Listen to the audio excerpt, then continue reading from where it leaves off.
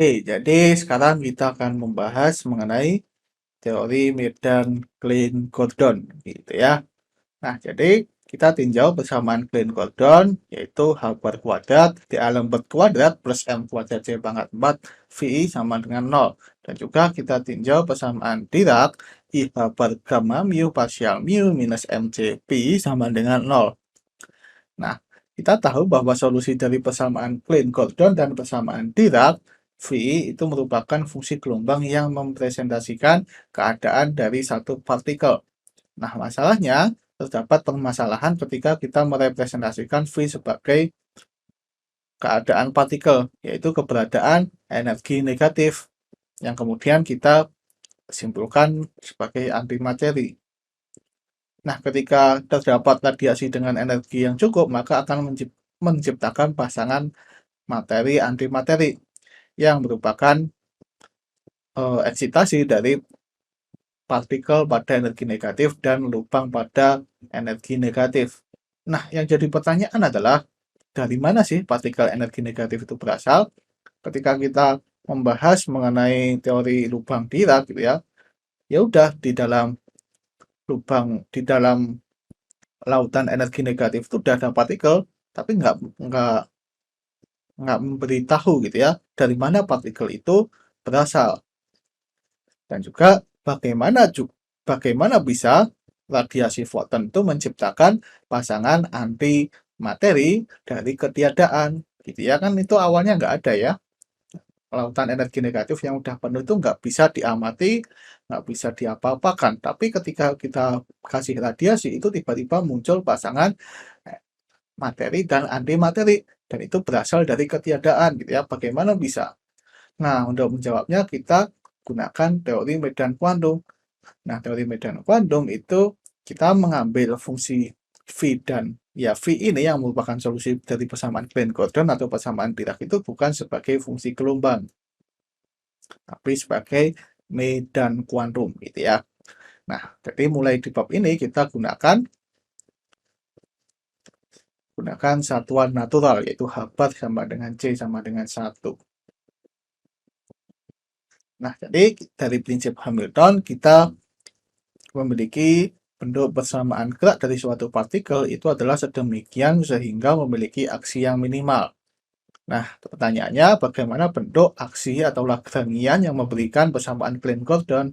Jadi aksinya itu kan didefinisikan sebagai S integral dari T1 sampai T2 L dt, di mana L-nya itu adalah Lagrangiannya. Nah, di sini kita bisa nyatakan dalam rapat Lagrangian, yaitu menjadi integral waktu T1 sampai T2 integral volume rapat Lagrangian L d pangkat 3x dt. Tahu kalau kita satukan jadi integral ruang waktu, yaitu integral L d pangkat 4x gitu ya. Karena nanti dt-nya itu menjadi dx0 per c gitu ya, tapi kita gunakan c sama dengan 1. Nah, di mana L-nya itu adalah Lagrangian dan L apa ini? L kali grafi. Tapi kita ucapkan L aja untuk selanjutnya. Itu adalah rapat Lagrangian. Nah, rapat Lagrangian itu hanya bergantung terhadap variabel medan dan turunan pertamanya ya, karena dia hanya ya, rapat Lagrangian itu kan pasti berkaitan dengan Lagrangiannya. Kalau Lagrangiannya kan bergantung terhadap variabel medannya dan turunan pertamanya. Ya, kita tuliskan seperti ini. Nah, selanjutnya jika medannya itu divariasikan secara infinitesimal, maka V-nya itu menjadi V aksen itu sama dengan V ditambah delta V. Jadi kita lakukan variasi gitu ya. Yang awalnya misalkan V-nya itu pada lintasan ini kita variasikan, ya kita yang misalkan awalnya itu di lintasan hijau, kita variasikan menjadi biru atau ungu atau merah gitu ya. Nah, jadi ds-nya, delta S-nya, variasi dari aksinya itu sama dengan integral, ya integral untuk ruang waktu ya, tapi untuk waktunya kita batasi dari T1 sampai T2, ini dari A sampai B. Rapat Lagrangian D pangkat 4X, di mana syarat batasnya variasi dari medannya pada waktu yang awal dan akhir di sini dan di sini itu dia harus sama dengan nol karena di sini semua lintasan yang dimiliki di sini tuh harus sama gitu ya. Biru, hijau, ungu, dan merah itu harus berasal dari titik yang sama yaitu A dan berakhir di titik yang sama yaitu B. Nah, jadi kita memiliki bentuk variasi dari aksi seperti ini. Ini harusnya ada deltanya ya. Nah, ini kalau kita nyatakan, nah kita gunakan ya ini kita variasikan total gitu ya. Itu karena rapat Lagrangianya itu bergantung pada V dan juga turunan dari V, maka kita bisa tuliskan seperti ini.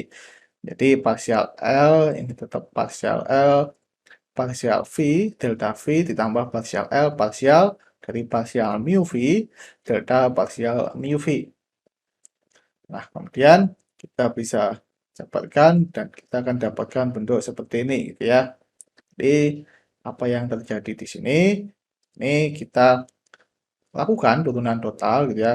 Yang suku ini tuh kita ubah menjadi di sini, tapi kalau kita bentuk seperti ini maka ada turunan dari suku pertama di sini gitu ya. Kan kita harus melakukan turunan total gitu ya, turunan rantai. Bukan rantai ya, turunan total. Nah, jadi kita harus mengurangkan dengan suku turunan yang pertamanya. Nah, kemudian kita bisa pisahkan gitu ya. Dan kita akan dapatkan rumusan seperti ini. Nah, di sini kita bisa melihat bahwa di sini suku yang nggak hilang itu cuma turunan terhadap waktu. Turunan terhadap waktu, tindakan terhadap waktu, maka ya kita tinggal masukkan batas-batasnya. Tapi bagaimana dengan turunan yang lain? Kan mu di sini itu kan berjalan dari 0, 1, 2, 3, ruang dan waktu. Nah, untuk ruang kita bisa gunakan hukum Gauss gitu ya. Jadi kan itu sama integral volume apa parsial parsial X, parsial L, parsial mu eh, B D pangkat 3X. Nah, ini kan kalian kita bisa gunakan hukum Gauss gitu ya dan kita dapatkan integral tertutup permukaan parsial L, parsial mu V d A. Dan ini kita bisa menganggap bahwa pada batas-batas integrasi itu luasannya 0 gitu ya.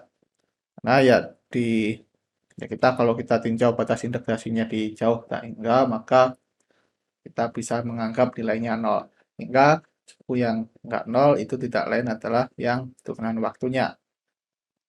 Nah, kemudian kalau kita substitusikan dari syarat batas waktu ternyata untuk integral waktunya hasilnya juga 0. Dengan demikian kita bisa dapatkan variasi aksinya itu seperti ini. Nah, agar aksi itu bersifat minimal, maka delta S-nya itu harus sama dengan 0. Karena turunan pertama dari aksinya itu harus sama dengan 0.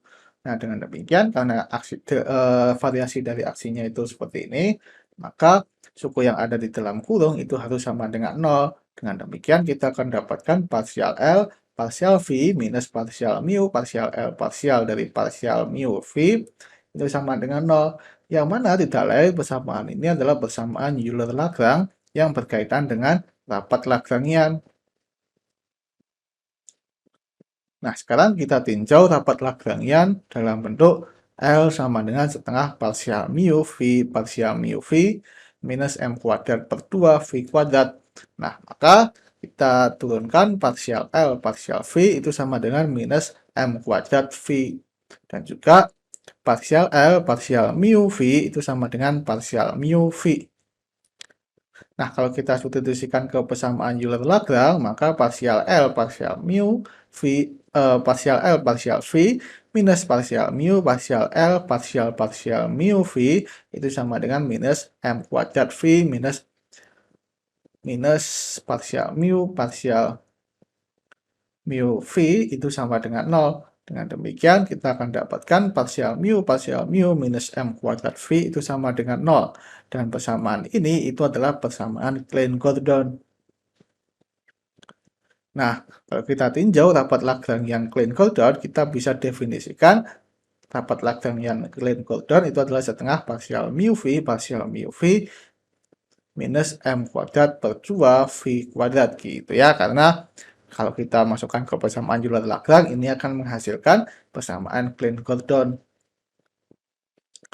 karena rapat Lagrangian ini akan memberikan persamaan Klein-Gordon dengan solusi berupa medan skalar real gitu ya, bukan fungsi gelombang lagi gitu.